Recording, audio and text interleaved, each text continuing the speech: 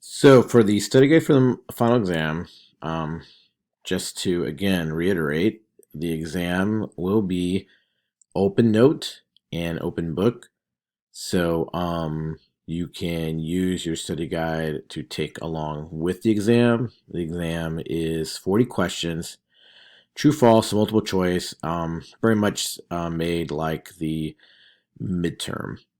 Okay, so let me just kind of go through the uh, the stuff I listed here. One other thing. So lectures that you'll need to use. They start with the lecture on Islam, and then lead into um, the lectures on basically that big European, Asian, African lecture, and then finally a little bit from um, the lecture on the Aztecs, Mesoamerica, etc., and Africa a little bit. So that's what prezzies you need to look at, which are in the modules along with my video recording. So you should be good to go with all that. Use textbook to reference that stuff.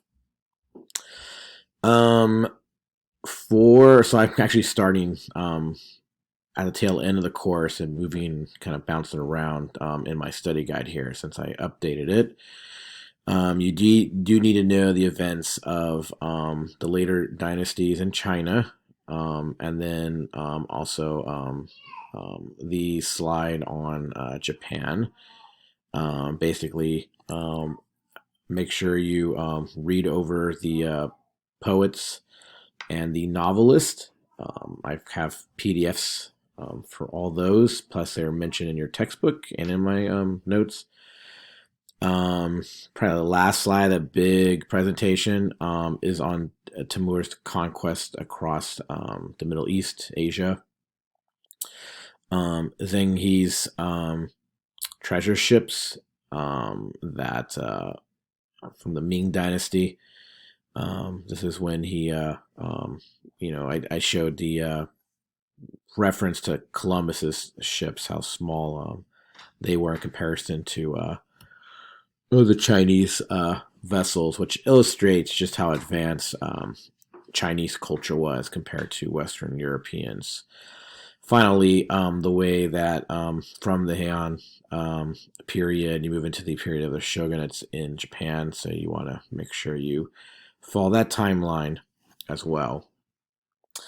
Um, okay, after that, you want to go over a number of Christian thinkers and mystics, particularly mystics like Hildegard, Julian, Joan of Arc, where she was the hero of the French for 100 Years' War. There is a question about why were women not allowed into any real authority position in the church. They kind of resort to mysticism. Bottom line is the sin of Eve in the garden was oftentimes a burden for women throughout the rest of history. Um, you also want to know things like the different types of Christian philosophy, particularly Christian scholasticism as seen in the Summa Theologica by Thomas Aquinas. And there's a later note here on the way Thomas utilized Aristotle. And I do have a Aquinas video posted. Um, Things like the different controversies in the medieval church.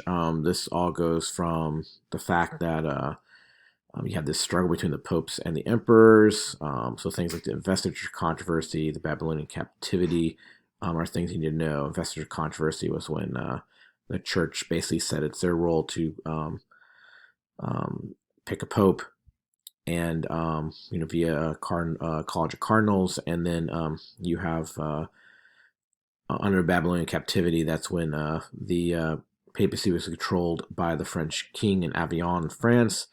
It actually ended up having like three popes at once until they were all like dumped, and you had the one guy chosen. But that whole relationship between pope and emperor really starts getting going with the crowning of Charlemagne on Christmas Day in the year 800 AD. No feudalism as like the structure for medieval Western European life. Basically, where peasants are kind of stuck on the below on the social ladder and have to kind of don't really have any kind of outward mobility. Um, when talking about the Christian East, you definitely want to pick up on the Crusades, the way Pope Urban II called them. So you want to know the major Crusades I have listed, the fact that the Jews were oftentimes attacked via the Crusades, even though it had nothing to do with it. So anti-Semitism was pretty severe during this time period. That what was started as wars in the Middle East to liberate Jerusalem from Muslims.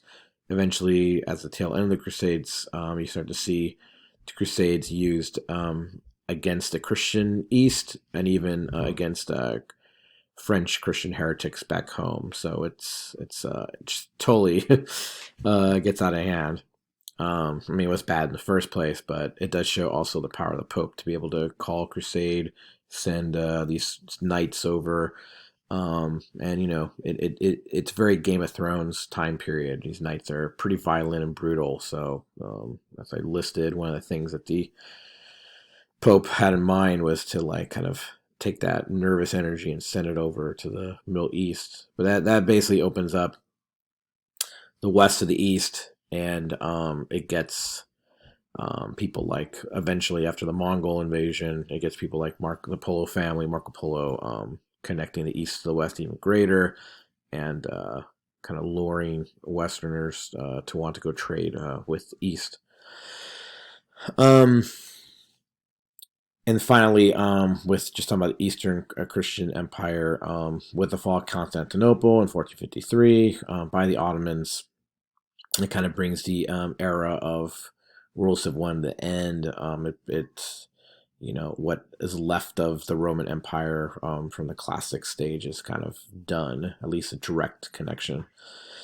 Definitely go over the Islam slides, especially the first couple ones, the ones that go over like how Muhammad was called, where he was called, how he was called in Mecca, then moved to Medina, and then back.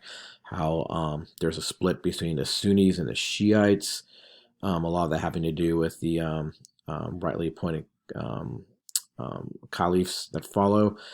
Right, the Sunnis follow Abu Bakr and the Shiites follow Ali. Um, how you had these two caliphates that follow, the Umayyads and Abbasids. Umayyads don't last too long. In fact, the one guy who remains flees to Spain and sets up this kind of oasis there. This Al Andalus, as it's called. And in this period, in this place, you have like figures like the Jewish philosopher Maimonides and the Islamic philosopher Averroes, who are like really essential in introducing the ancient Greeks, but particularly Aristotle, to Western Europe to help it get out of the Dark Ages with the Christian philosophy of Abelard and Aquinas. How the Abbasids create the House of Worship, House of Wisdom at Baghdad, and that was kind of a big learning place where all this knowledge of the ancient world was preserved.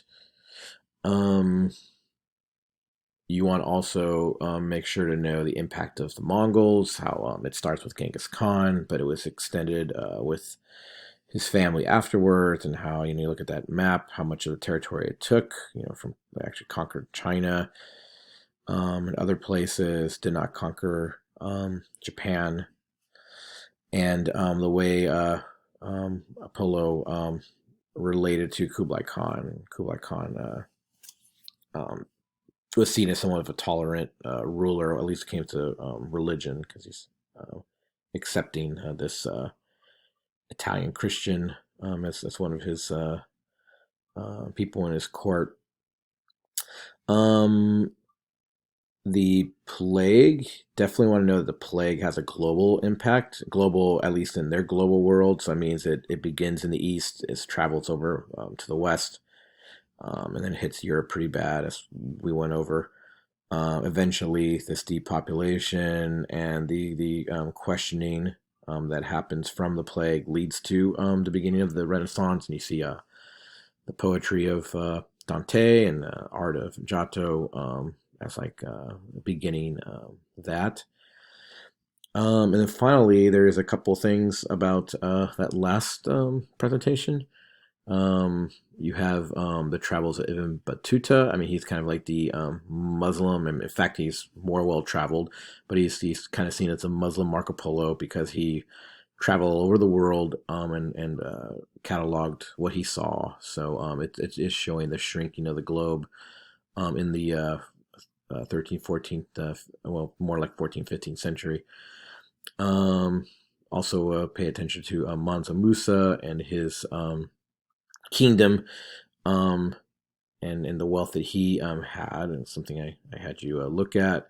And finally, with the Aztecs, we're going to have a couple questions on the Aztecs since kind of quickly wrapping things up. Their capital city is Tenochtitlan. They do human sacrifice, and in a lot of ways, the Aztecs are built up upon other earlier civilizations. Okay, so that's generally what the test is all about. Again, you're mostly needing to know two major presentations, presentations, the one on Islam and the one on the big global kind of look before the modern age. So basically like the medieval ages, the Middle Ages. It looks at specifically, especially Europe and Asia, and how the Mongols kind of unified that. So if you focus in on that, you should be good to go. Um, and just try to fill out the information you have in your notes connected to some of these ideas here. And when you take the test, it'll be up. And I put it about 2 hours. You probably don't need that time, but it's just to kind of sit down at one point and do the 40 questions, multiple choice, true, false. And I think it most likely take a student somewhere between like 20 minutes to 40 minutes, maybe at the max. So definitely review the stuff I've posted. If you have any questions, send me an email, and I'll try to get back to you as soon as possible.